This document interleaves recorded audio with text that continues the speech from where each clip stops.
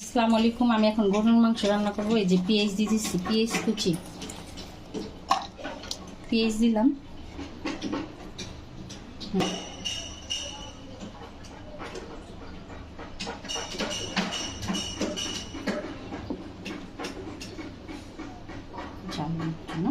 একটু ঝাল বেশি দিতেছি, গরুর মাংস তো।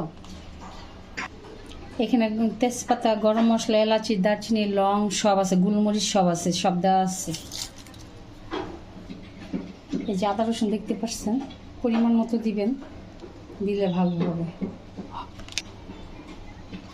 তেল দিতেছি।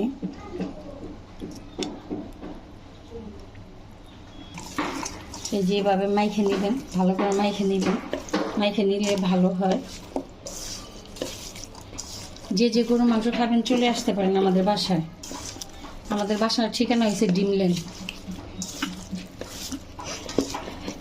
ডিমল্যান্ড শুধু বললেই হবে, ঠিক আছে? তাহলে চলে আসতে পারবেন।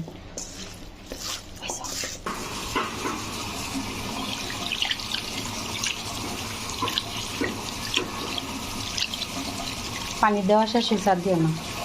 দেওয়া শেষ, দেখতে পাচ্ছেন। রান্না হইলে পরে আবার ভিডিও হবে, দেখবেন।